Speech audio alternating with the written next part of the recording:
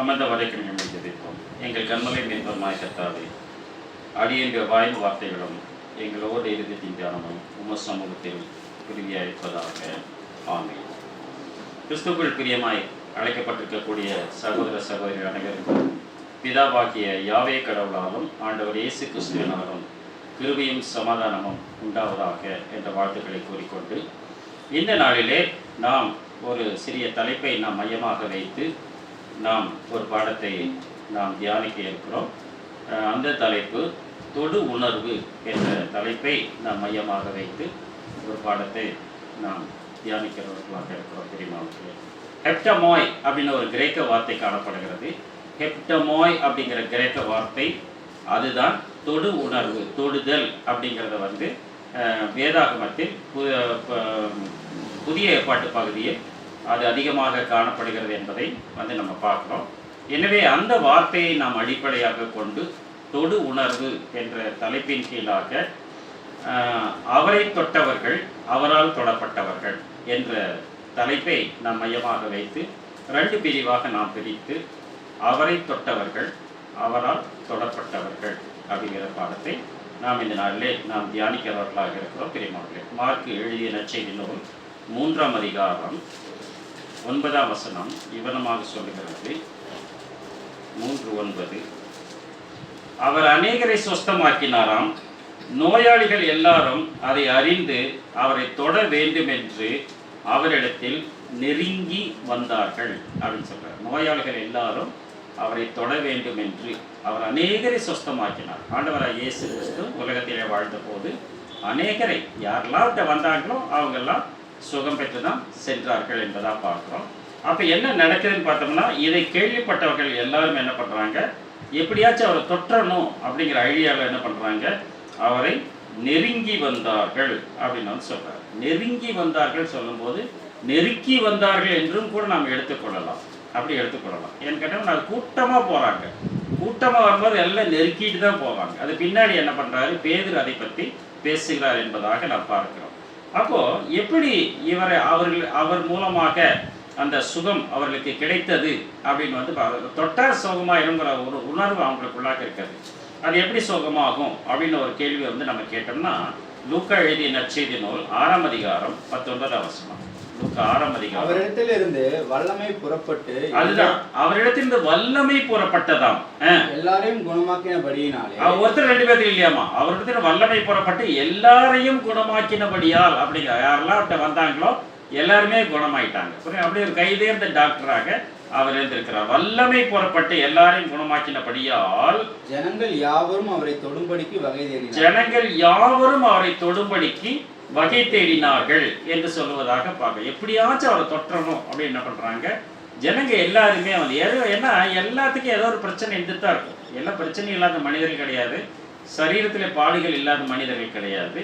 அப்போ மனிதனுடைய பாடுகள் நிமித்தமாக, அந்த கஷ்டங்கள் நிமித்தமாக எப்படியாச்சும் அவரை தொற்றலாம் அப்படின்னு என்ன பண்றாங்க, அவரை நெருங்கி வருகிறார்கள். ஏன்னு கேட்டோம்னா, அவங்க யாருக்கு என்ன வியாதி இருக்கோ அவங்க தொட்டாங்க, டக்குன்னு என்ன ஆயிடுது, அவங்களுக்கு சுகமாயிடுது. அப்படிதான் அந்த ஒரு நிகழ்வு ஆண்டவராக இயேசு கிறிஸ்துவின் வாழ்க்கையிலே நடந்ததாக நம்ம பார்க்கிறோம். அப்போ அதே மாதிரி அவருடைய வஸ்திரத்தின் ஓரத்தையாகிலும் அவர்கள் தொடும்படி அவரை வேண்டிக்கணும். எப்படியாவது அவரோட ட்ரெஸ்ஸாவது நாங்கள் லைட்டாக தொட்டுக்கிறோம் அப்படின்னு ட்ரெஸ்ஸை தொட்டாலுமே சுகமாகும் என்பதாக ஒரு மன உறுதி, ஒரு விசுவாசம் அவர்களுக்குள்ளாக காணப்பட்டது என்பதாக பார்க்கிறோம். மத்தேயு 14ஆம் அதிகாரம் 36ஆம் வசனம். மத்தேயு 14:36. அவருடைய வஸ்திரத்தின் ஓரத்தையாகிலும் அவர்கள் தொடும்படி உத்தரவாக வேண்டும் என்று அவரை வேண்டிக் கொண்டார்கள். அவருடைய வஸ்திரத்தின் ஓரத்தையாகிலும் தொடும்படி உத்தரவாக வேண்டும் என்று அவரை வேண்டிக் கொண்டார்கள். ட்ரெஸ்ஸாவது நாங்கள் லைட்டை தொட்டுறோம் அப்படின்னு என்ன பண்றாங்க, அவர்கள் வேண்டிக் கொண்டார்கள். தொட்ட யாவரும் சொஸ்தமானார்கள். தொட்ட யாவரும் அப்படி சும்மா அப்படி கேட்கிறாங்க, அப்படி நாங்கள் தொட்டுப்பா அப்படி தொட்ட யாவரும் சுகமானார்கள் என்பதாக அந்த இடத்துல பார்க்கிறோம். இப்போ நம்ம தமிழ்நாட்டில் இல்லை, நம்ம தமிழ்நாடு பக்கத்தில் இருக்கக்கூடிய அண்டை மாநிலத்தில் ஒரு அம்மா இருக்கிறாங்க.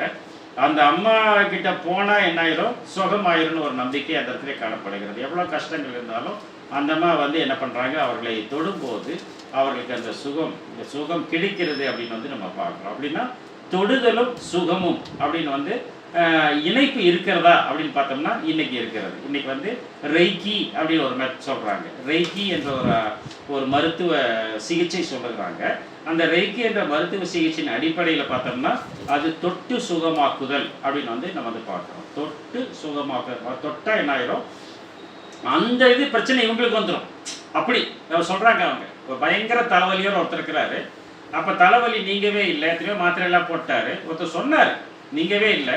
அப்போ இந்த ரெய்கி பண்ணுற ஒருத்தர் என்ன பண்ணாங்க, அவங்க வந்து அவங்கள தொடும்போது அந்த தலைவலி அவங்களுக்கு போயிடுச்சு. ஆனால் அவங்க ரெய்கி பண்ணுறவங்க சொல்கிறாங்க அந்த தலைவலி எனக்கு வந்துருங்கிறாங்க. புரியுதுங்களா உங்களுக்கு? அப்போ இதெல்லாம் கேட்டால் அப்போ எல்லாத்தையும் அவர் வாங்கிக்கிறார். புரியுதுங்களா? இதுதான் மெத்தடு. அப்போ அவர் வாங்கிட்டு தான் என்ன பண்ணுறாரு, அவர் சிலுவை மரணத்துக்கு. அப்போது அந்த சுகவீனங்கள் எதனால் ஏற்படுது பார்த்தீங்கன்னா, ஒருவேளை அவர் பாவம் செய்தவராக இருந்தால் அது அவருக்கு மன்னிக்கப்படும். ஒருவன் வியாதிப்பட்டால் சபையின் மூப்பர்களை வரவழைப்பாராக. அவர் வந்து எண்ணெய் பூசி அவருக்காக ஜெபம் பண்ண கடவர்கள். ஒருவேளை அவர் பாவம் செய்தவரானால் அது அவர் மன்னிக்கப்படுங்கிறார். புரியுதுங்களா? அப்போ அந்த பாவ பரிகாரி யாரு? ஆண்டவராக இயேசு கிறிஸ்து தான். இல்லையா? நானே உன் பரிகாரியாக கர்த்தர், ஐ எம் யுவர் கிரேட் பிசிஷியன்கிறார்.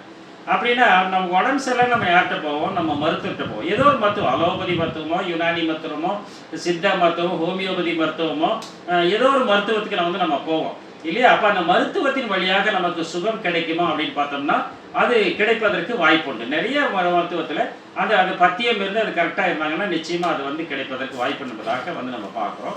அப்போ அந்த மெத்தடு தான் இது அப்படின்னு வந்து என்ன பண்ணுறாங்க, இயேசு கிறிஸ்து இதை தான் செஞ்சாரு அப்படின்னு என்ன பண்ணுறாங்க, அவர்கள் சொல்லுகிறார்கள் என்பதை அந்த இடத்துல நாம் வந்து நினைவு கூறுவர்களாக இருக்கிறோம். மார்க் 6ஆம் அதிகாரம் 56ஆம் வசனம். மார்க் 6ஆம் அதிகாரம் 56ஆம் வசனம். அல்லாமலும் அவர் பிரவேசித்த கிராமங்கள், பட்டணங்கள், நாடுகள் எவைகள், அவர் பிரவேசித்த கிராமங்கள், பட்டணங்கள், நாடுகள் அப்படின்னா எல்லா பக்கம் அவர் போறாரு இல்லையா? அவர் பட்டணங்கள், கப்பர்நகூம் போறாரு, கலிலேயா போறாரு, யூதேயா போறாரு. எல்லா இடத்துலையும் அவைகளின் சந்தை வெளிகளிலே வியாதிக்காரரை வைத்து, அந்த சந்தை வெளியில அப்படி அவர் நடந்து போகும்போது வியாதிக்காரரை வச்சு அவருடைய வஸ்திரத்தின் ஓரத்தையாகிலும் அவர்கள் தொடும்படி உத்தரவாக வேண்டும். அவர் வஸ்திரத்தின் ஓரத்தையாக நிறைய பேர் படுத்திருப்பாங்க. இந்த டிவியில இந்த சில சினிமா இருக்கு, ஜீசஸ் பத்திய சினிமா நீங்க பாத்தீங்கன்னா அப்படியே படுத்து கிடப்பாங்க. அவர் நடந்து போகும்போது அப்படியே நீட்டி என்ன பண்ணுவாங்க, கையில லைட்டா டச் பண்ணுவாங்க. இப்போ வஸ்திரத்தின் ஓரத்தை தொடும்போது எங்க தொடுவாங்க? காலர்ல தொடுவாங்களா?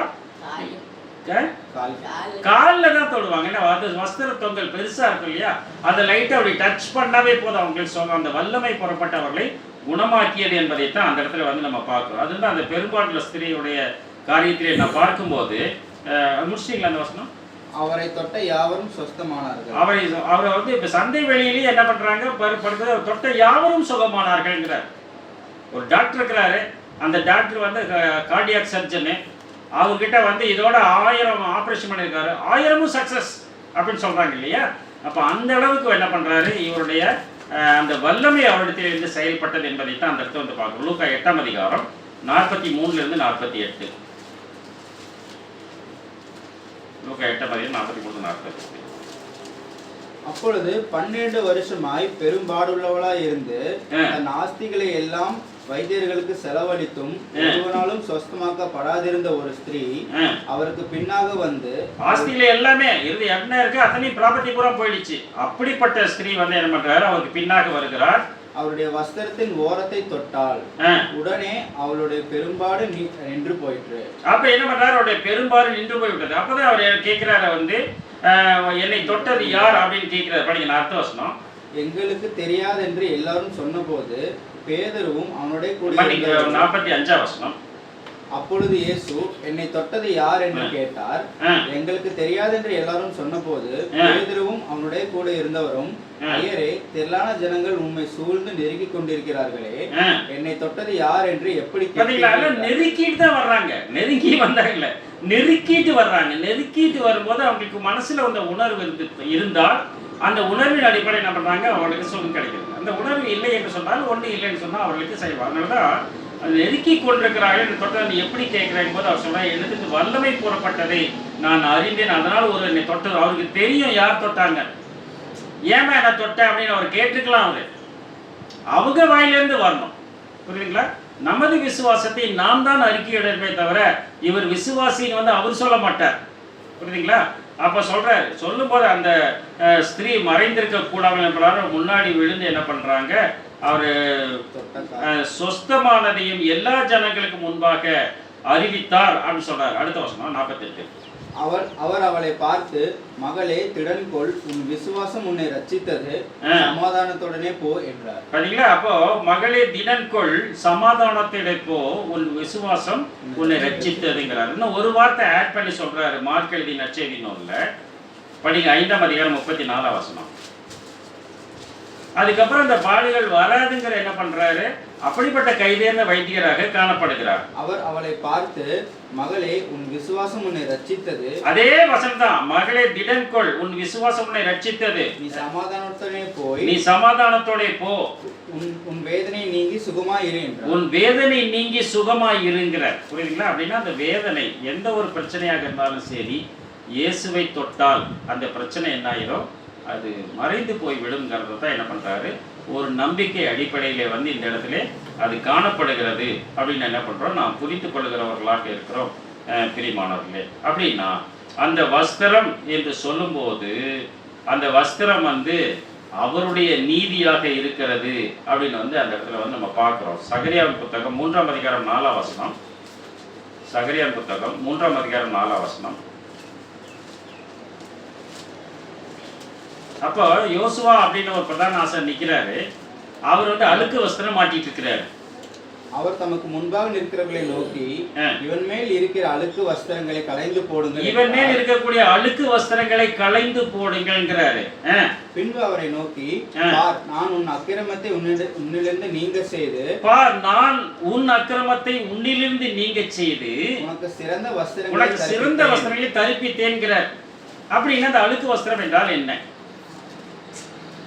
இல்லையா? அழுக்கு வஸ்திரத்தை களைந்து போடுங்கள் சொல்லிட்டு உன் அக்கிரமத்தை நீங்க செய்துங்கிற. அப்படின்னு அழுக்கு வஸ்திரங்கிறது அக்கிரமம் தான். அப்படின்னா அவர் நம்ம தொடரணும்னா நம்மகிட்ட அக்கிரமம் வெளியே போகணும். ஏன்னா பர்திமேயின்னு ஒரு குருடர் பார்வையற்றவர் வருவார். அவர் என்ன பண்ணுவார், அவரை மகனே திடன்கொள் சொல்லி என்ன பண்றாரு, அவனை அழைத்துவான்னு சொல்லும்போது அவன் எழுந்து தன் மேல் வஸ்திரங்களை எரிந்து விட்டு அவரிடத்திலே வருகிறார். அப்போ ரோட்டோரத்தில் பிச்சை கேட்கற எந்த வஸ்திரம் போட்டிருப்பான், கல்யாண வஸ்திரமா போட்டிருப்பான், எல்லாருக்கும் வஸ்திரம் போட்டிருப்பான். அந்த அழுக்கு வஸ்திரத்தை கலைந்து போட்டு அவரிடத்தில் வந்தால்தான் அந்த சுகம் கிடைக்கும்ங்கிறத தான் என்ன பண்றோம் அந்த இடத்துல. நீங்க அழுக்கு வஸ்திரம் இல்லாம வந்தாலும் சுகம் கிடைக்கும். ஆனா அதுக்கப்புறம் நாம் வந்து விசுவாசம் உடையவர்களாக இருக்க வேண்டும் என்பதாகத்தான் அந்த இடத்துல வந்து நமக்கு வந்து வெளிப்படுத்துகிறார் என்பதை அந்த இடத்துல வந்து பார்க்கிறோம். அப்படிப்பட்ட அந்த வஸ்திரம் எது அப்படின்னு பார்த்தோம்னா ஏசாயா 61:10.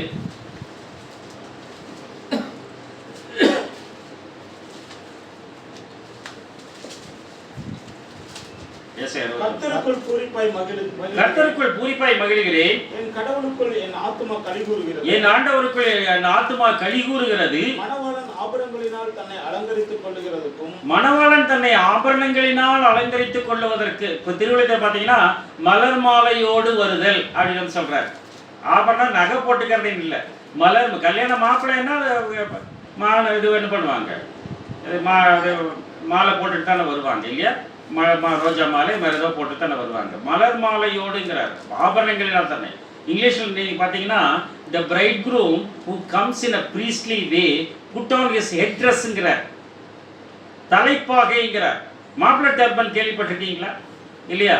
அப்படின்னா மாப்பிள்ளை டர்பனோட வர்றாரு அப்படின்னு தான் அந்த இடத்துல வந்து நாம் வியாக்கியானமாக என்ன பண்ணுறோம், அதை நாம் எடுத்துக்கொள்ளலாம். வந்து நகையை போட்டுட்டு வர்றாரு நம்ம எடுக்கிறது இல்லை.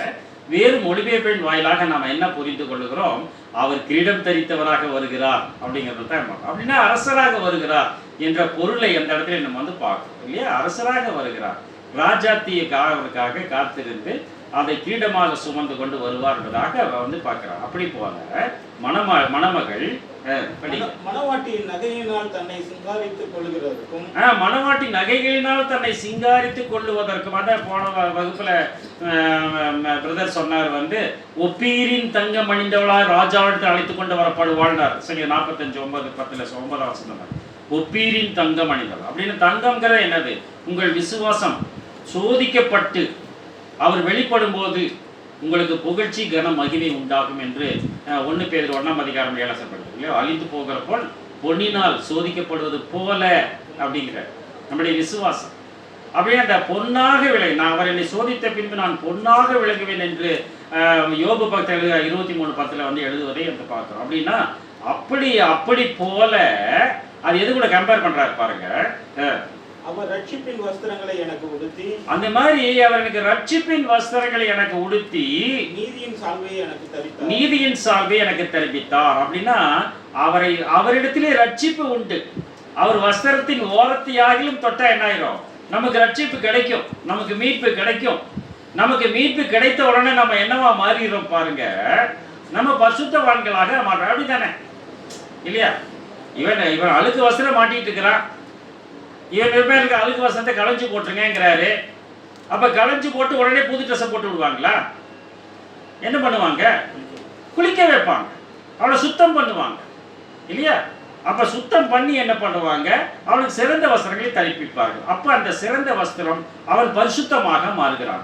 அப்ப அந்த பரிசுத்தமாக மாறும்போது சிறந்த வஸ்திரம் எதுன்னு பார்த்தீங்கன்னா வெளிப்பசேஷம் 19ஆம் அதிகாரம் 8ஆம் வசனம். 19ஆம் அதிகாரம் 8ஆம் வசனம். சுத்தமும் பிரகாசமுமான மெல்லிய வஸ்திரம் தரித்துக் கொள்ளும்படி அவளுக்கு அளிக்கப்பட்டது. சுத்தமும் பிரகாசம்ங்கிறாரு. சுத்தமும் பரிசுத்தமும் சொல்லல, சுத்தமும் வெண்மையும் சொல்லல. என்னட்டாரு? சுத்தமும் பிரகாசமுமான வெண்வஸ்திரம் தரித்துக் அவளுக்கு அளிக்கப்பட்டதுங்கிறாரு. அப்ப ஏன் பிரகாசம் சொன்னாரு? எப்படி பிரகாசம் வரும்? இப்ப எந்த ட்ரெஸ்ல பட்டா பிரகாசிக்கும்? நம்ம எல்லாம் நிறைய கலர்ஸ் வந்து நம்ம யூஸ் பண்றோம் இல்லையா? ஒயிட் ட்ரெஸ்ல பட்டாலும் அது பிரகாசிக்கும். எது பட்டா பிரகாசிக்கும்? வெளிச்சம் பட்டா பிரகாசம். புரியுதுங்களா? அப்படின்னா நம்ம நீதியின்படி நடந்தால் அவர் வெளிச்சம் நம் மீது படும்போது அது பிரகாசிக்கிறது. எது பிரகாசிக்கிறது? வஸ்திரம் பிரகாசிக்கிறது. புரியுதுங்களா உங்களுக்கு? அது நீதியாக, பரிசுத்தவானுடைய நீதியாக மெல்லிய வஸ்திரம் என்று சொல்லுவார். மெல்லிய வஸ்திரம் யார் அணிவான்னு பார்த்தீங்கன்னா எகிப்தில் இருக்கக்கூடிய ராஜாத்திகள், அரசர்கள், அவர்கள் தான் இந்த காரியத்தை என்ன பண்ணுவாங்க? அதை வந்து பாபிலோன்ல இருக்கக்கூடிய சீமாட்டிகள் தான் என்ன பண்ணுவாங்க? அவங்க ஒரு பெரிய புடவை இருக்குமா, அந்த புடவை சுட்டி கையில் வச்சுக்கலாமா, அந்த அளவுக்கு அது வந்து இருக்குன்னு வந்து என்ன பண்ணுவாங்க? அது முன்னாடி சொல்லியிருக்கிற என்பதாக இருப்பாங்க. அவருக்கு மெல்லிசா இருக்கக்கூடிய துணிகளாக இருக்கும், அது நெய்த துணிகளாக இருக்கு. அதனால தான் அந்த காலத்தில் என்ன பண்ணுவாங்க? போய் கொள்ளையிடும் போது வஸ்திரங்களை திருடி வந்தார்கள் அப்படின்னு வந்து சொல்லுவதை வந்து பார்க்குறோம். அப்படின்னா அந்த நீதியை சுமந்து எடுத்துக்கொள்ளுகிறவர்களாக இருக்க வேண்டும் என்பதாக பார்க்குறோம். அது யாருடைய நீதியும் போது அது அவருடைய நீதி நம்மிடத்திலே, அவருடைய ரட்சிப்பும் அவருடைய நீதியும் நம்மிடத்திலே வருகிறது அப்படிங்கிறத என்ன பண்ணுறாரு? இந்த இடத்துல மையப்படுத்துறது யோபின் புத்தகம் 14 மன்னிக்கவும், யோபு 29:14.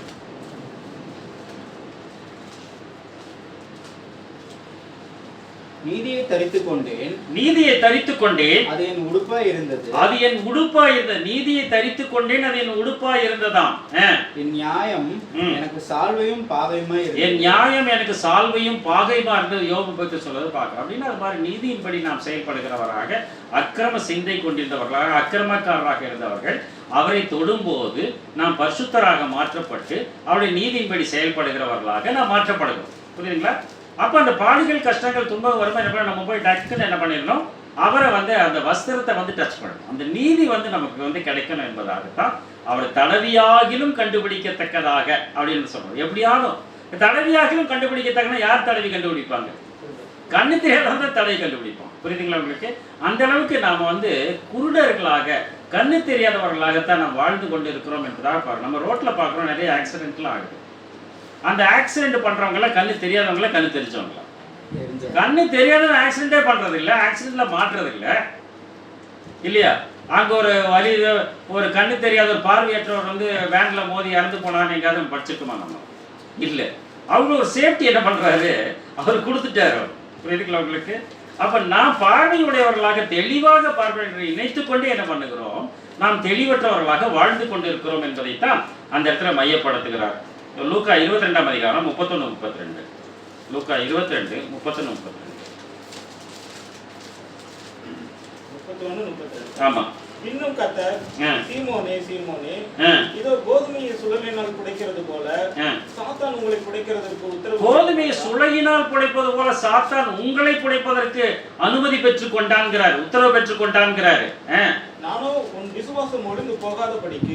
அப்ப உங்களைன்னு சொல்றாரு, உன் விசுவாசம் ஒழிந்து போகாதபடிக்கு உனக்காக வேண்டிக் கொண்டேன். உனக்காக நீ மட்டும் தான், எல்லாத்தையும் கஷ்டம் வரும், ஆனா நான் உனக்கு மட்டும் தான் நீ ஜெபம் பண்றேன் அப்படின்னு சொல்றது என்னங்க நியாயம்?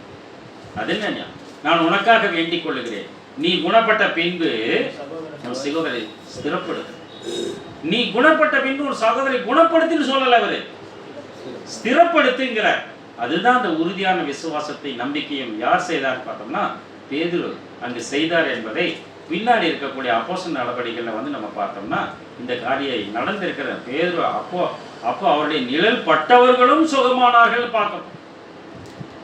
அப்ப அந்த அளவுக்கு வல்லமை, என்னிலும் அதிகமான காரியத்தை நீங்கள் செய்வீர்கள் என்ற ஆண்டவர் சொன்ன வாக்கு அங்கு நிறைவேறி வருகிறது என்பதை தான் அந்த இடத்துல வந்து நம்ம பார்க்கிறோம். எரேமியா புத்தகம் 33:6.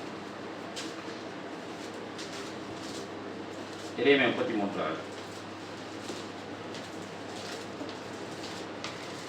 இதோ நான் அவர்களுக்கு சௌக்கியமும் ஆரோக்கியமும் வரப்பண்ணி. இதோ நான் அவர்களுக்கு சௌக்கியமும் ஆரோக்கியமும் வரப்பண்ணி. சௌக்கியம் கிடைச்சிச்சு, ஆரோக்கியம் வரப்பண்ணி. அடுத்து என்னவா? அவர்களை குணமாக்கி. குணமாயிட்டாரு. ரொம்ப சந்தோஷம், ரொம்ப தேங்க்ஸ் கடவுளே அப்படின்னு சொல்லிட்டு போய் ஒரு 10,000 ரூபாய் காணிக்க போட்டு வர்றது அல்ல இல்லையா? குணமாக்கி அவர்களுக்கு பரிபூர்ண சமாதானத்தையும், அவர்களுக்கு பரிபூர்ண சமாதானத்தையும் சத்தியத்தையும் வெளிப்படுத்த வேண்டார். அதுதான் ரொம்ப சமாதானம். வந்து உலகம் தரக்கூடாத சமாதானத்தை கொடுத்து வருகிறார். அது எதை வெளிப்படுத்துகிறார்? சத்தியத்தை வெளிப்படுத்துகிறார். சத்தியத்தை கற்றுக்கொண்டவர்கள் அநேகருடைய வாழ்க்கையை நீங்கள் தனிப்பட்ட முறையில் நீங்கள் கேட்டு பார்த்தீர்கள் என்று சொன்னால் பலவிதமான கஷ்டங்களுக்கு மத்தியில் தான் அந்த கர்த்தருக்குள்ள வந்துடும். பலவிதமான கஷ்டம், இது ஒரு வகையில கஷ்டம். அந்த கஷ்டத்தை என்ன பண்ண, அந்த பாடுகளும் கஷ்டங்களும் வந்து அவர்களை புடமிட்டு அவர்களை சரி செய்து அந்த பாதையிலே கொண்டு வந்து நிறுத்தி இருக்கிறதுங்கிறது தான் அந்த இடத்துல வந்து நாம் கவனிக்கிறவர்களாக இருக்கிறோம் பிரியமானவர்களே. அப்ப சத்தியத்தை கற்றுக்கொள்ளுகிறவர்களாக நாம் மாற வேண்டும் என்பதை தான் அந்த இடத்துல நமக்கு வெளிப்படுத்துற என்பதாக பார்க்கணும். அவனமாக இவரை தொட்டவர்கள் அந்த நீதியை பெற்றுக்கொண்டு சுகம் பெற்று சத்தியத்தை கற்றுக்கொள்ளுகிறார்கள் அப்படின்னு பார்க்கணும். இப்ப அவரால் தொடப்பட்டவர்கள் அப்படின்ட்டோம்னா முதல்ல வர்றது பார்த்தோம்னா சிறு பிள்ளைகள் தான் வர்றாங்க என்பதாக நம்ம பார்க்கிறோம். படிங்க மார்க் எழுதிய நற்செய்தி நூல் 10ஆம் அதிகாரம் 13-16. அப்பொழுது இந்த பாக்கியம் மற்றவங்க யாருக்குமே கிடையாது. அப்பொழுது சிறு பிள்ளைகளை அவர் தொடும்படிக்கு அவர்களிடத்தில் அழைத்து கொண்டு வந்தார். சிறு பிள்ளைகளை தொடும்படிக்கு அவர்களிடத்திலே அழைத்து வருகிறார்கள். கொண்டு வந்தவர்களை சீஷர்கள் அதட்டினார்கள். அப்படி கொண்டு வந்தவர்களை சீஷர்கள் அதட்டுகிறார். எதுக்கு குழந்தைகளை கொண்டு வர்றீங்க? அவர் ரொம்ப பிஸியா இருக்கிறாரு. அப்படி என்ன பண்றாங்க? அவங்க அலோ பண்ணல அந்த இடத்துல.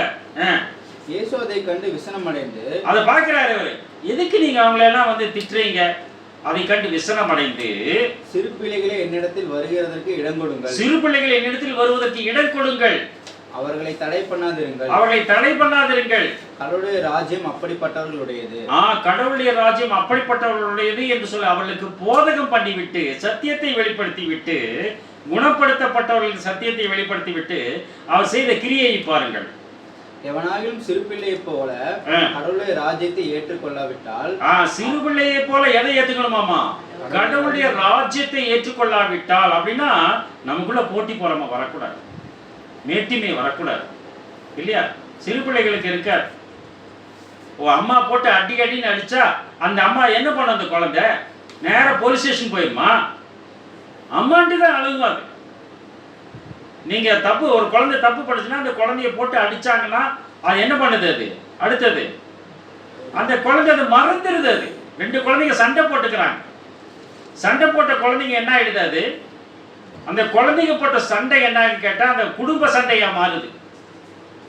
என் பையன் அடிச்சிட்டியா, உன் பையன் என்ன பண்ணா, அப்படி இப்படின்னா 2 குடும்பம் சண்டை போட்டு அது சமுதாய பிரச்சனையாகி அந்த ஊரே அடிச்சுக்குது.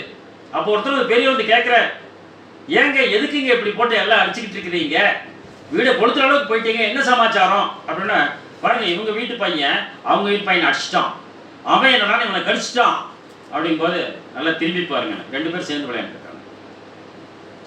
2 பேர் என்ன பண்றானுங்க? அவன் அடிச்சவனும் கடிச்சவனும் சேர்ந்து விளையாண்டுட்டு இருக்கிறான், இவங்க சண்டை போட்டுட்டு இருக்கிறாங்க. புரியுதுல? அப்படின்னா அதனால சிறு பிள்ளைகளை போல நீங்கள் மாறாவிட்டால் விண்ணரசில் நுழைய முடியாது என்று சொல்லிவிட்டு அவன் அதில் பிரவேசிப்பதில்லை என்று மெய்யாகவே உங்களுக்கு சொல்கிறேன் என்று சொல்லி அவர்களை அணைத்துக் கொண்டு புரியுதுங்களா? பேதுரு அவர் அவருக்கு அன்பா இருந்த சீஷன் அவர் மார்பிலே சாய்ந்து கொண்டிருந்தான், இருதயத்துக்கு நெருக்கமானவர். இங்க என்ன பண்றாரு? அவர்களை அணைத்துக் கொண்டு அவரே என்ன பண்றாரு? அந்த குழந்தைகளை அப்படின்னா உங்களுக்கு யோவான் என்று அழைக்கப்படுகிற அவருக்கு அன்பா இருந்த சீஷன் சிறுபிள்ளை போல மாறி இருக்க வேண்டும் அல்லவா? அதனாலதான் மார்பிள சாய்ச்சிட்டு இருக்கிறாரு. புரியுதுங்களா? அவன் யாருன்னு எல்லாரும் நானான்னு கேட்கும்போது என்ன பண்றாரு? அவன் யாருன்னு கேட்கிறார். யாரு கேளு என்ன பேரு சைகை காட்டுறார். அவன் யாருன்னு கேட்க அப்படின்னா அந்த கான்பிடன்ஸ் இருந்துச்சு. புரியுதுங்களா உங்களுக்கு? அவர்களை அணைத்துக் கொண்டு அவர்கள் மேல் கைகளை வைத்து அவர்களை ஆசீர்வதித்தார். புரியுதுங்களா? அப்படின்னா குழந்தைங்களாட்ட நம்ம மாறி அப்படி மாறினாதான் என்ன பண்ணுவாரு? அவருடைய நெஞ்சில் நமக்கு இடம் உண்டு அப்படிங்கிறத அந்த இடத்துல நாம் புரிந்து கொள்ளுகிறவர்களாக இருக்கிற பிரியமானவர்களே. படிங்க 1 பேதுரு 2:3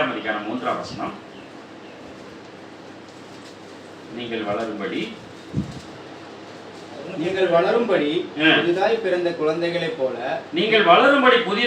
குழந்தைகளைப் போல திருவசனமாகிய களங்கமில்லாத ஞானப்பாலின்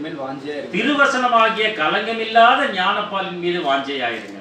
புதிதாய் பிறந்த குழந்தைகளைப் போல திருவசனமாகிய ஞானப்பாலின் மீது வாஞ்சையாக இருந்தால் அந்த பால் உணவு நமக்கு என்னன்னு கேட்டோம்னா நமக்கு ஒரு வளர்ச்சியை கொடுக்கும், ஆன்மீகத்தில் வளர்ச்சியை கொடுக்கும். நிச்சயமாக அது மேட்டிமையை கொடுக்காது. அந்த வளர்ச்சி நமக்குள்ளாக நிச்சயமாக பெற்றுக்கொள்ளுகிறவர்களா இருக்கும்.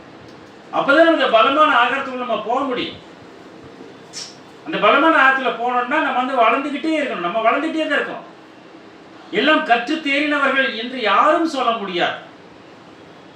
சில பேர் கேட்பாங்க, உங்க பைபிள் பிரதர் நீங்க எத்தனை முறை படிச்சிருக்கீங்க பிரதர்? நான் சொல்லலாம் 20 முறை படிச்சிருக்கிறேன், 50 முறை படிச்சிருக்கேன் நான் சொல்லலாம். ஆனா எனக்கு தெரியாதுல எத்தனை முறை படிச்சேன். ஏன்னா கவுண்ட் பண்ணிட்டா படிப்பாங்க. பைபிள் படிக்கிறது கவுண்ட் பண்ணா படிப்பாங்க. ஒரு சகோதரி சொன்னாங்க, நான் மாச சம்பளம் வாங்கினா அப்படியே தசம பாகத்தை வாங்கி அதுல 10% கணக்கு போய் கடவுள் கொடுத்துருவேன். அதுக்கு இன்னொரு சகோதரி சொல்றாங்க, நாங்க சம்பளம் வாங்குவோம், நாங்க எவ்வளவு கொடுப்போம் எங்களுக்கு தெரியாது. ஏன் உங்களுக்கு தெரியாதா? உங்களுக்கு இல்லை, நாங்க கணக்கே பார்க்கறது இல்லை. அந்த கணக்கு அங்க சேரும். வலது கை செய்யறது இடது கைக்கு தெரியக்கூடாதுங்கிறதுனால நீங்க 10% கொடுக்குறீங்களோ இல்ல அந்த ஏழை விதவையை போல 100% கொடுக்குறீங்களோ எப்படி வேணாலும் கொடுக்கலாம். இந்த கவுண்டிங் எங்க சேருது? அங்கதான் சேரும் என்பதாக அந்த இடத்துல நாம் பார்க்கணும். அப்படின்னா நம்முடைய வளர்ச்சி அவருக்குள்ளாக இருக்க வேண்டும். அதனால்தான் அவர் வேண்டுதல் செய்யும் போது எப்படி வேண்டுதல் செய்ய பாருங்க. மத்தேயு 11:25 அப்ப ஒரே சண்டை. அப்ப கப்பர்நகூமை பத்தி பேசுறாரு, கொரோசினை பத்தி பேசுறாரு, பெட்சாயிதாவை பத்தி பேசுறாரு, இதெல்லாம் திட்டுறாரு. அவர் திட்டிட்டு என்ன சொல்றாரு பாருங்க. அந்த சமயத்திலே 11:25 அந்த சமயத்தில் இயேசு சொன்னது பிதாவே வானத்துக்கும் பூமிக்கும் ஆண்டவரே, பிதாவே வானத்துக்கும் பூமிக்கும் ஆண்டவரே, இவைகளை ஞானிகளுக்கும் கல்விமான்களுக்கும் மறைத்து பாலகருக்கு வெளிப்படுத்தினால் உம்மை ஸ்தோத்திரிக்கிறேன், பாலகருக்கு வெளிப்படுத்தினபடியால் உம்மை ஸ்தோத்திரிக்கிறேன். அப்படின்னா குழந்தைங்க மாதிரி நம்ம மாறினாலும் வெளிப்பாடு கிடைக்கும். இல்லைன்னு நம்மளுக்கு என்ன வெளிப்பாடு கிடைக்காது. 2 காரியம் நிகழும். ஒண்ணு குழப்பம் நிகழும், அல்லது ஒரு மேட்டிமை வந்துடும். இந்த 2 காரியம் தான் நிகழும். நம்ம பிள்ளைகளை போல மாறினால்தான் பாலகருக்கு வெளிப்படுத்தினபடியாலும் ஸ்தோத்திரிக்கிறேன் என்று சொல்லக்கூடிய வாக்கு அங்கு நிறைய நிதானித்து பார்த்து நாம் செயல்படுகிறவர்கள் இருக்க வேண்டும் என்பதைத்தான் அந்த இடத்துல நம்ம பார்க்கணும். தெரியுமா? அப்ப அவரை தொட்டவர்கள், அவரால் தொடப்பட்டவர்கள் அதிகமாக பார்த்தால் குழந்தைகள் தான் தொடப்பட்ட. குழந்தைக்கு என்ன வியாதி இருக்கணும் தெரியாது நம்மளுக்கு. அவர் சேர்த்து அணைத்து கொண்டு அவர் மேல் கைகளை வைத்து என்ன பண்றாரு? பிதாவின் ராஜ்யம் இப்படிப்பட்டவர்களுடையது என்று ஒரு போதனையும் அவர்களுக்கு கொடுக்கிறார் என்பதாக நம்ம பார்க்கணும். அடுத்தபடியாக 2வது பகுதியாக நாம் என்ன பார்க்கிறோம் பார்த்தோம்னா, இந்த பகுதியில அவரை தொட்டவர்கள் என்று நாம் பார்த்தோம் அல்லவா? இப்ப அவரால் தொடப்பட்டவர்கள் அப்படின்னு பார்க்கும்போது அதை ஒரு 5 பிரிவாக அவர் பிரித்திருக்கிறார்ங்கிறத என்ன பண்ணணும்? இந்த 4 புத்தகத்தை நாம் வாசிக்கும் போது நாம் புரிந்து கொள்ளுகிறவர்களாக நாம் இருக்கிறோம் பிரியமானவர்களே. அதனால அதுதான் என்ன பண்றோம், நம்ம சுருக்கமாக இந்த நாளிலே நாம் அதை தியானிக்கிறவர்களாக இருக்கிறோம். பார்வையற்றவருக்கு அவர் பார்வை வழங்கினார், அவர் காது கேளாதவருக்கு அவரை தொட்டு சுகமாக்கினார், வாயில் உமிழ்ந்து வாயை தொட்டு சுகமாக்குகிறார், காதை தொட்டு சுகமாக்குகிறார், மேதுரின் மாமின் கையை பிடித்து சுகமாக்குகிறார், பாடையில் சென்றவனுக்கு என்ன பண்ணுகிறார், பாடையை தொட்டு சுகமாக்குகிறார். இதுதான் வந்து நம்ம பார்க்கணும். நான் சுருக்கமா முன்னாடி சொல்றேன். அப்படின்னா அவர் தொட்ட இடங்கள் நீங்க பாத்தீங்கன்னா கண், காது, வாய், கை, சரீரம். குஷ்டரோகியார் சரீரத்தை தொடுகிறார் இல்லையா? பாடையில் சென்றவன் எது நின்று போய் விட்டது? மூச்சு நின்று போய் விட்டது இல்லையா? அப்ப நாசி. அப்படின்னா அவர் எங்கெல்லாம் தொடர்றாரு பாருங்க மனுஷனுக்கு, மனுஷனுடைய ஐம்புலன்களும் அவரை தொடுகிறார். அதான் நம்ம புரிஞ்சு, மனுஷனுடைய ஐம்புலன்களை தொடுகிறார். மனுஷனுடைய ஐம்புலன்களை தொட்டு என்ன பண்றார், அவர் அதை உயிர்ப்பிக்கிறார் என்பதாக அந்த இடத்துல வந்து நம்ம. அதனாலதான் இப்போ ரீசெண்டா வந்து என்னமோ சொல்றாங்க, ஐந்து வித்தான் என்னமோ சொல்றாங்க, ஐந்த வித்தான் அப்படின்னு வந்து இன்னைக்கு ஒரு இதெல்லாம் கொண்டு வந்திருக்காங்க இல்லையா? ஐந்த வித்தான் அப்படின்னு பொறிவாயில் ஐந்து வித்தான், பொறிவாயில் ஐந்து அவித்தான் அவிப்பட்டார். பொய்வீர் ஒழுக்க நெறி நின்றால் நீடு வாழ்வார். நமக்கு தான் சொல்றாரு, அவருக்கு இல்லை. இப்ப 5 காரியங்களை என்ன பண்ணிருக்கிறார், அவர் தொட்டு அது சரி செய்திருக்கிறார்கள் தான் என்ன பண்றோம் அந்த இடத்துல வந்து நாம் பார்க்கிறவர்களாக கூர்ந்து கவனிக்கிறவர்களாக இருக்கிறோம். பிரியமானவர்களே, முதல்ல அவர் எது படிக்கணும் பார்த்தீங்கன்னா மார்க் 8ஆம் அதிகாரம் 22 இருந்து 26. மார்க் 8 22 முதல் 26. பெட்சாயிதாங்கிற இடத்துல வந்து பார்வையற்ற ஒருவர் இருக்கிறார். பெட்சாயினா மீன்பிடி ஸ்தலம்னு அர்த்தம். மீன் பிடிக்கிற இடத்துல ஒருத்தர் பார்வை இல்லாம இருக்கிறார் இல்லையா? மீன் பிடிக்கிற இடத்துல பார்வை இல்லாம தான் இருப்பாங்க. அப்ப மீன் பிடிக்கிறவங்க போய் என்ன பண்ணணும், அவங்களுக்கு வந்து மீன் கண்ணுக்கும் மீனுக்கும் தொடர்பு உண்டு, இருக்கா இல்லையா? கயல் விழி சொல்றாங்க இல்லையா? கயல்னா மீன் இல்லையா? அப்போ மீனுக்கும் கண்ணுக்கும் தொடர்பு. அதான் பெட்சாயிங்கிற இடத்துல போய் என்ன பண்றாரு அவரு, ஃபிஷிங் ஹவுஸ் அப்படிங்கிறாரு. பின்பு அவர் பெத்சாய்தா ஊருக்கு வந்தார். அப்பொழுது ஒரு குருடனை அவரிடத்தில் கொண்டு வந்து, அவருடைய குருடனை அவரிடத்திலே கொண்டு வருகிறார்கள் என்பதாக ஒரு பார்வையற்ற இடத்தை கொண்டு டோஃப்லோஸ் அப்படிங்கிற வார்த்தை கொடுக்கிறார். இப்ரேய மன்னிக்கவும் கிரேக்கத்துல வந்து டோஃப்லோஸ்ங்கிற வார்த்தை. டோஃப்லோஸ்ங்கிற வார்த்தைக்கு வந்து பிசிக்கலி ஆர் மென்டலிங்கிறார். அப்ப குருடர் கண்ணு தெரியாத எங்க இருக்கிறார் அவரு, அவன் கண்ணு தெரியாதவனும் குருடன் தான். அவன் வந்து பிசிக்கலாவும் குருடரா இருக்கிற, கண்ணு தெரியாதவன் இருக்கிறாரு, மென்டலாவும் அவருக்கு புரியல, அண்டர்ஸ்டாண்ட் பண்ண முடியல. அதுதான் இந்த டோஃப்லோஸ்ங்கிற வந்து கிரேக்க வார்த்தை. ஏன்னா இந்த புத்தகமே வந்து நம்ம கையில் இருக்கக்கூடிய பரிசுத்த வேதாகமும் தமிழ் வேதாகமும் இந்த யூனியன் மொழிபெயர்ப்பு இது பவர் பைபிள் என்பதெல்லாம் சொல்லுவாங்க. இந்த பைபிள் வந்து உங்களுக்கு வந்து கிரேக்கத்திலிருந்து வந்தது. அப்போ கிரேக்கத்தினுடைய வார்த்தையை பார்த்தோம்னா அர்த்தங்கள் வந்து இன்னும் இணை அர்த்தங்கள் அதை வந்து அதிகமாக கொடுக்கக்கூடிய ஒன்றாக இருக்கிறத பார்க்கிறோம். அப்போ அப்படிப்பட்டவரை அவர் தொடும்படி வேண்டிக் கொண்டார்கள். படிங்க. அப்பொழுது ஒரு குருடனை அவரிடத்தில் கொண்டு வந்து தொடும்படி அவரை வேண்டிக் கொண்டார்கள். அவரை தொடும்படி அந்த பார்வையற்றவரை தொடும்படி அவரை வேண்டிக் கொண்டார்கள். சும்மா தொட்டு சோமாயிட்டு போயிடுவாங்க, கண்ணில் தொட்டு சோமாயிட்டு போயிட வேண்டியதானே, செஞ்சிருக்கலாம் இல்ல அவரு. நீ பார்வையடைவாக பார்வை அடைஞ்சிருவாரு. ஒரு வார்த்தை சொல்லும், அடியே என்னது பிழைப்பான்னு சொல்றாரு இல்லையா, அதை சொல்லிடலாமே. ஆனா இவர் என்ன செய்யறாரு இந்த இடத்துல, கையை பிடித்து அந்த பார்வையற்றோடைய கையை பிடித்து, கையை எதில் பிடித்திருப்பார், தனது கரத்தினால் பிடித்திருப்பார் இல்லையா? அப்ப இவருடைய கரம் அவருடைய கரமும் இணைக்கிறது. இவருடைய கிரியை அந்த பார்வையற்றவருக்குள்ளாக செல்லுகிற அந்த உணர்வு வருகிறது, தொடு உணர்வு வருகிறது. புரியுதுங்களா? பார்வையற்றவருக்கு எது அதிகமாக செயல்படும், தொடு உணர்வு அதிகமாக செயல்படும் இல்லையா? இந்த தொடு உணர்வு அதிகமாக செயல்படும். இப்போ வந்து ஒருத்தர் ரோட்டை கிராஸ் பண்ணுறதுக்கு நிற்கிறாரு, நீங்கள் ரோட்டை கிராஸ் பண்ணுற கேட்குறாரு, நீங்கள் அவர் கையை பிடிச்சி இழுத்துட்டு போகிறீங்க இல்லையா? அப்போ அந்த உங்களுடைய ஏற்ற இறக்கத்தை புரிந்து கொண்டு அவர் என்ன செய்கிறார், அந்த பாதையை கடக்கிறார். புரியுதுங்களா உங்களுக்கு? இதான் சொல்றார், கையை பிடித்து அவனை கிராமத்துக்கு வெளியே அழைத்து கொண்டு போ. ரெண்டாவது பாருங்க, ரெண்டாவது நிகழ்வு, அவனை கிராமத்துக்கு வெளியே அழைத்து கொண்டு போயிட்டார். உலக வாழ்க்கையை விட்டு அவனை வெளியே கொண்டு போய் விட்டார், கிராமத்துக்கு வெளியே கொண்டு போயிட்டார். உங்களுக்கு வீடா இருந்தாலும் சரி எதா இருந்தாலும் சரி என்ன பண்றாரு, அவனை வெளியே கொண்டு போய், அதுல இருந்து நம்ம சிந்தனையிலிருந்து வெளியே போயிடணும், வெளியே அழைத்து கொண்டு போய் ஒரு நிகழ்வை நிகழ்த்தி காட்ட கொண்டு போய்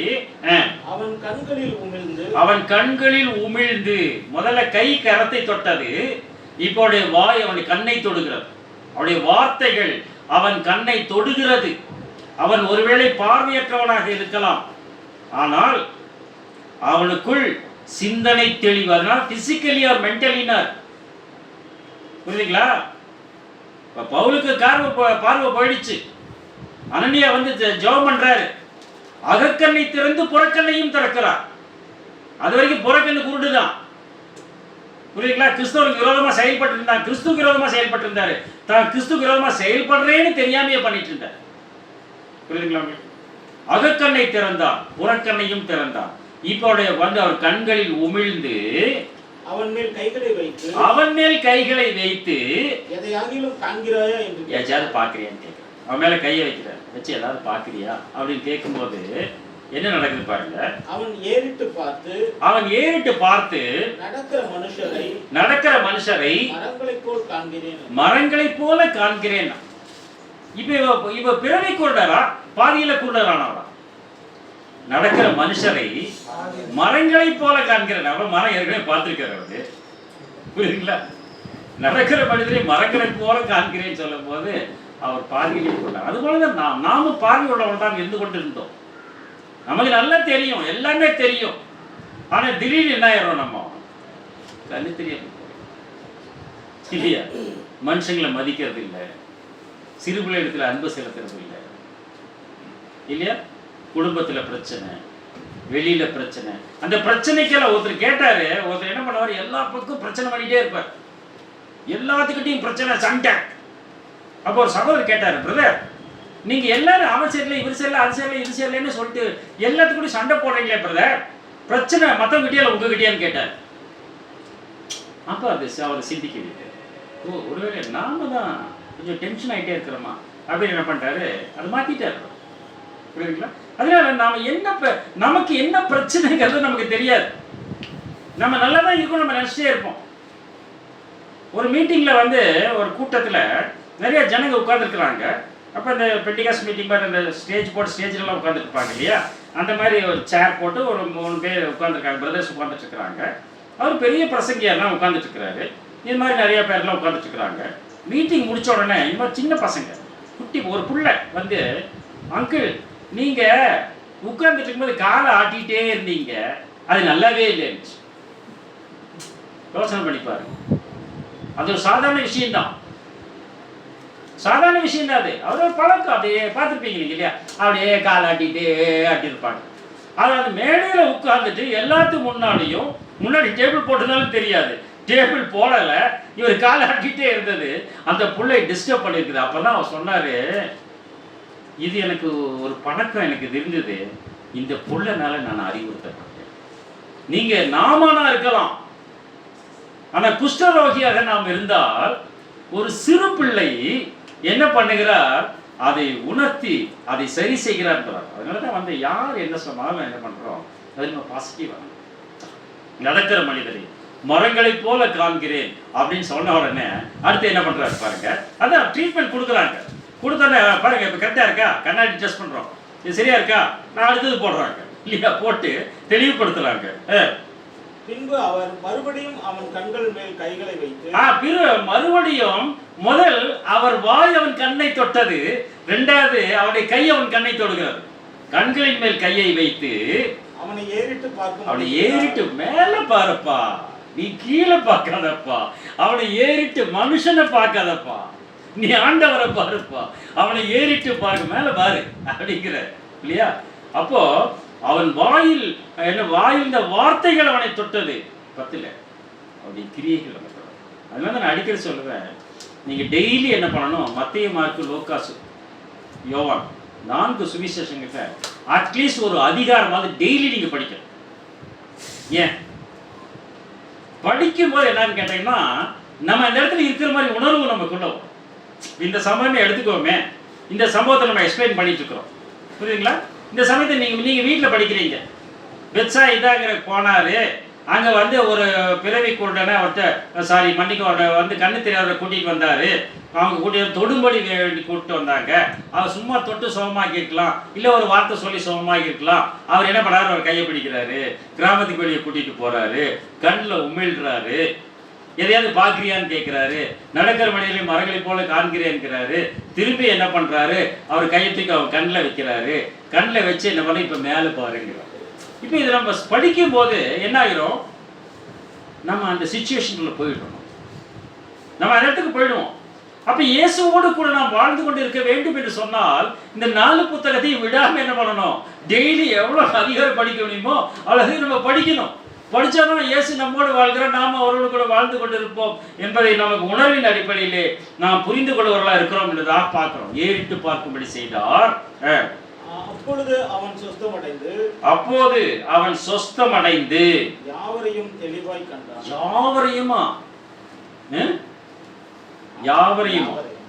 யாவரையும் தெளிவா, எல்லாத்தையும் தெளிவா பார்க்கிறார். எல்லாம் அவரிலும் கிறிஸ்து வாழ்கிறார், இவரிலும் கிறிஸ்து வாழ்கிறார், இவரும் நமக்கு நெருக்கமானவர் தான். யூதாசையும் அவர் வெறுக்கவில்லை இல்லையா?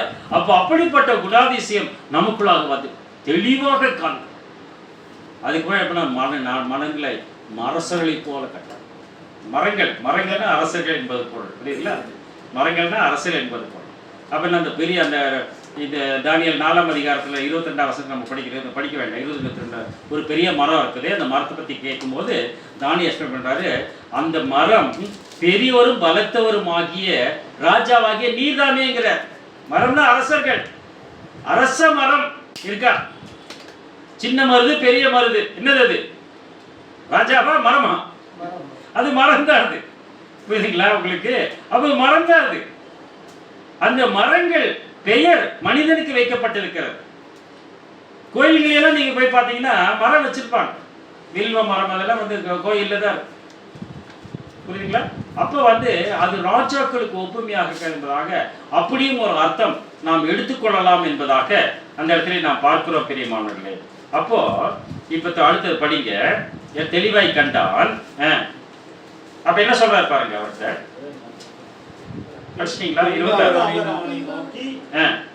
நீ கிராமத்தில் பிரவேசியாமலும்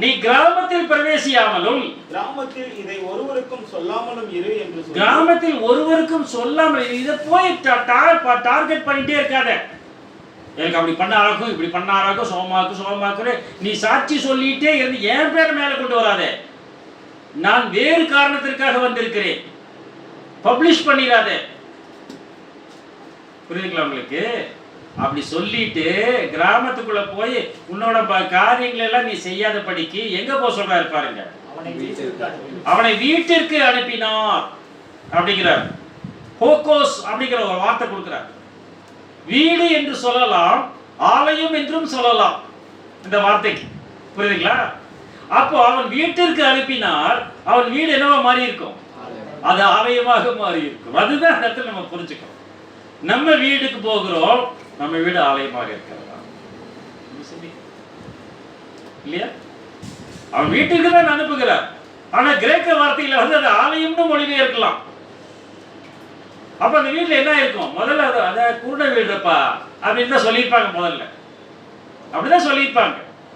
இப்ப இயேசு அவனை வீட்டுக்கு அனுப்பிய பின்பு அந்த வீடு என்னவாமா இருக்கும்? ஓ, அந்த பிரேயர் நடக்குது அந்த வீடா? அப்படி என்ன பண்ணிடுவாங்க, அதை மாற்றிக்கொள்ளுகிறார்கள் என்பதை தான் அந்த இடத்துல மையப்படுத்தி பார்க்கிறவர்களாக இருக்கிற பெரியமானவர்களே. இதே பாருங்க, இப்ப அனுப்பிச்சு விடுறாரா, அவர் வீட்டுக்கு போயிட்டாரா? ஆனா மத்தேயு கொஞ்சம் வேறமா எழுதுறாரு பாருங்க. 20ஆம் அதிகாரம் 34ஆம் வசனம். 20ஆம் அதிகாரம் 34ஆம் வசனம். இயேசு மனதுருகி அவர்கள் கண்களை தொட்டார். இயேசு மனதுருகி, இப்ப 2 குருடரை பத்தி பேசுறாரு. அங்க ஒரு குருடனா, நீங்க 2 குருடரை பார்த்தா அவர்கள் கண்களை தொட்டார் அப்படிங்கிறாரு. உடனே அவர்கள் பார்வையடைந்து, அப்படின்னா அவர் கண்களை தொட்டார்ங்கிறாரு. கண்களில் உமிழ்ந்தார், கண்களை தொட்டார். உடனே அவர்கள் பார்வையடைந்து அவருக்கு பின் சென்றார். இயேசு நம்மை தொட்டிருக்கிறார். இயேசு நம்மை தொட்டிருக்கிறார். நமது கண்களை தொட்டிருக்கிறார். நமது கரத்தை பற்றி இருக்கிறார். அவர் கரத்தை நமது கண்ணின் மீது வைத்து விட்டார். பார்த்துட்டோம், நம்ம அவருடைய கிரியையை நம்ம பார்த்துட்டோம். நம்ம என்ன செய்யணும்? நம் வீடு ஆலயமாக மாற்றப்பட வேண்டும். ஒன்று, நாம் யாருக்கு பின்னாடி போனோம்? அவர்களுக்கு பின்னாடி. அவர்கள் இருவரும், 2 பார்வையற்றவர்களும் என்ன செய்கிறார்கள்? இயேசுவுக்கு பின் சென்றார். நீங்க போயிடுங்க என்ன பண்ணாங்க? ரூத்து மாதிரி, உன்னுடைய தேவன் என்னுடைய தேவன், உன்னுடைய ஜனம் என்னுடைய ஜனம், உண்மையெல்லாம் அவனுக்கு யாரும் மேலே அப்படியே பின்னாடி வந்துட்டான். அந்த மாதிரி 2 விதமான கூட்டத்தார், மணவாட்டி என்ற கூட்டத்தார், திரள் கூட்டம் என்ற கூட்டத்தார். இந்த 2 கூட்டத்தார் அவரை பின்பற்றுகிறவர்களாக இருக்க வேண்டும். ஆனால் அதற்கு முன்பாக பார்வையற்றவர்களாக வாழ்ந்து கொண்டிருக்கிறோம் என்பதை நாம் புரிந்தோம். இன்னும் நாம் பார்வையற்றவர்களாக இருந்து கொண்டிருக்கிறோமா என்று நாம் சிந்திக்கவும் கடமைப்பட்டவர்களாக இருக்கிறோம். எனவே இந்த பாடத்தின் அடுத்த பகுதியை கர்த்தருக்கு சித்தமானால் தொடர்ந்து நாம் மற்ற பாடங்களிலே நாம் தியானிக்க வைத்துக் கொள்ளலாம். இன்னைக்கு அந்த பார்வையற்றவரை மட்டும் என்ன பண்ணிட்டோம், தொட்டு சோகமாயிருப்பார். அடுத்தது காது தொடுகிறார், அடுத்தது கரத்தை தொடுகிறார், அடுத்தது வாயை தொடுகிறார், அடுத்தது குஷ்டரோகி சரீரத்தை தொடுகிறார், பானையை தொடுகிறார். அப்படின்னா அவரால் தொடப்பட்டவர்கள் எந்தெந்த அவயங்களில் தொட்டார் பார்க்கும்போது 5 புலன்களையும் தொட்டிருக்கிறார். அதனால் நம்முடைய 5 புலன்களிலும் நாம் அவரை மகிமைப்படுத்துவர்களாக இருக்க பிதாவாகிய யாவே குரல் இயேசு வழியாக ஆசீர்வாதம் அளித்து